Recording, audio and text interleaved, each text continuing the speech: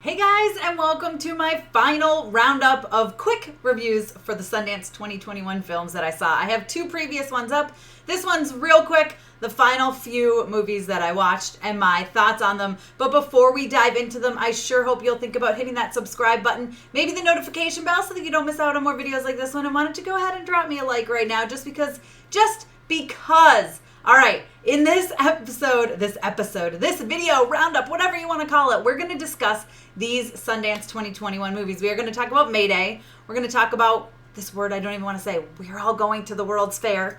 We're going to talk about Night of the Kings. We're going to talk about Violation, Jockey, On the Count of Three, and The World to Come. So let's get into it. Hey, Tessa from Mama's Geeky here. Thank you so much for stopping by my YouTube channel. All right, guys, if you want full-on reviews, head to mamasgeeky.com. I have more in-depth reviews for a lot of these films on there. So I'm just going to give you some quick stuff, especially so that this video doesn't end up being super long since we have a lot of movies to talk about.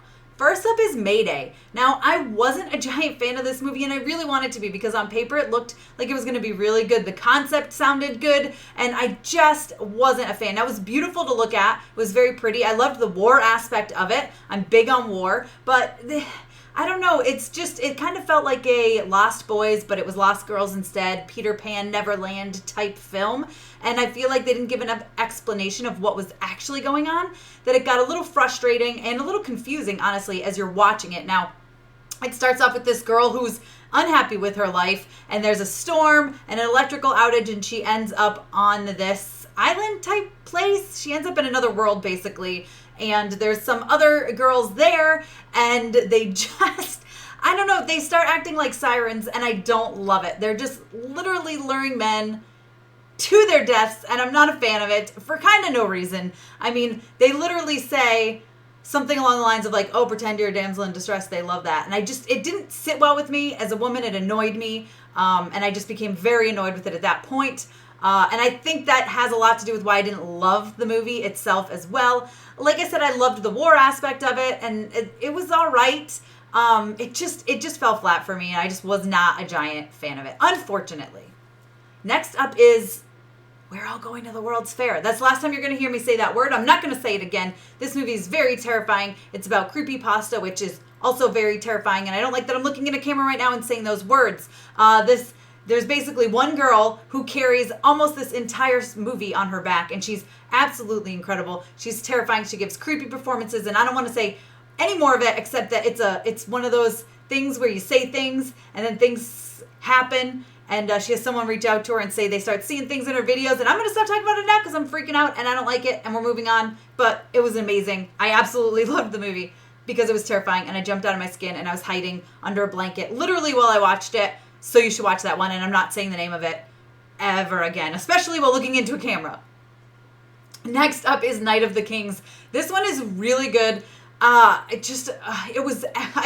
almost want to call it a masterpiece. It was so good, and I was so sucked in, and I was so mesmerized by it from beginning to end. It's basically about someone who is telling a story, and it's the power of telling a story, and how people who listen to the story get invested, and it's so good. It's a little long, but the cinematography was amazing. The score is incredible, and like I said, I just became mesmerized with the telling of the story. I was really super into it. So I really, really think you guys should watch that one. Night of the Kings.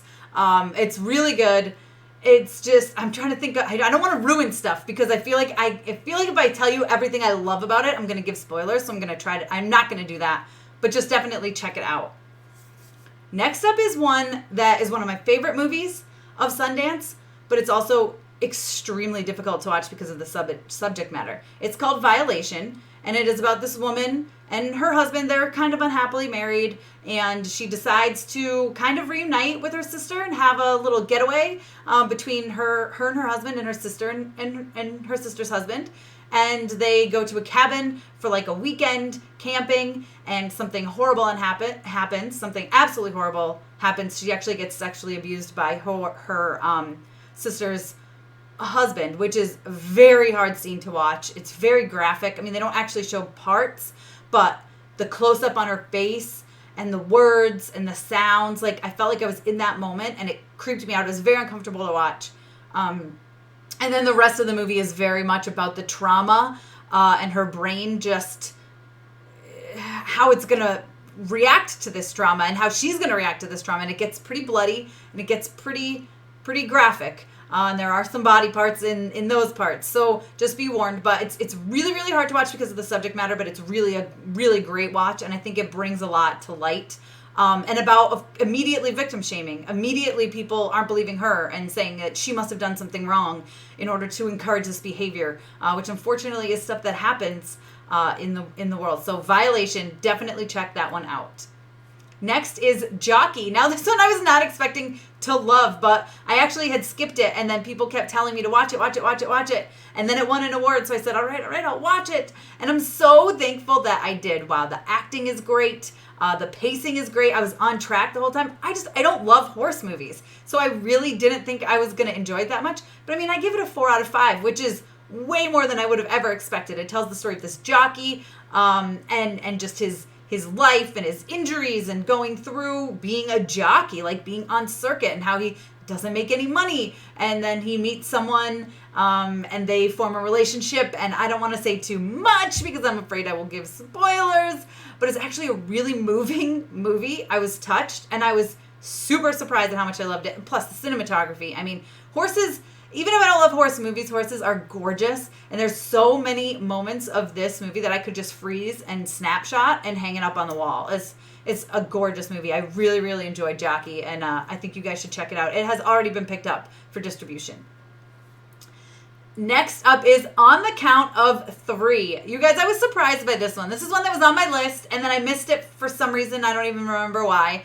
And then I was unable to even get into the second showing and see it. It was that popular. When it won an award, they opened it up for another screening, and I hopped right in there, and wow, this movie is so powerful and so good. I was very surprised. First of all, the acting is amazing. The 2 lead actors have this great chemistry. They're best friends. But the movie starts off with basically with this one guy who wants to kill himself, and his friend learns that he wants to kill himself. So they decide they're going to live one last day, and then they're going to kill each other so that they can both die. So it's a lot about depression and suicide and life, and just there's so much in this. But it feels like a heavy subject, which it is.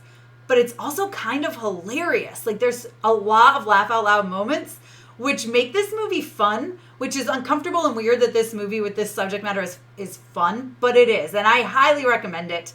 It's a good movie. I think it has a great message overall, a great story overall. The ending is great, but it's just, it's actually fun to watch, which feels so very weird to say. And finally, I'm going to talk about The World to Come. Now, this movie, again, it was like, oh, this looks good on paper. I'm excited. It's kind of a period piece. It's about these 2 women who, are married to their husbands, and they end up being, first of all, it's in upstate New York, which, yay, I'm in upstate New York. So it's funny when they were talking about like Onondaga County. I'm like, I know where that is.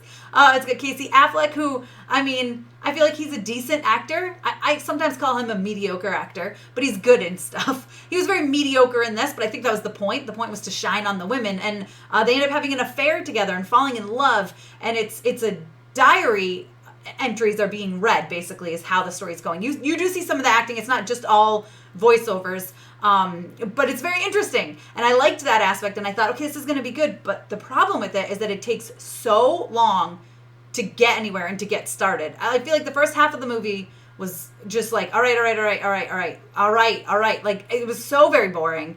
And finally we caught up. And the ending is good, and it's great once it gets there. Unfortunately, it just took way too long to get there for me.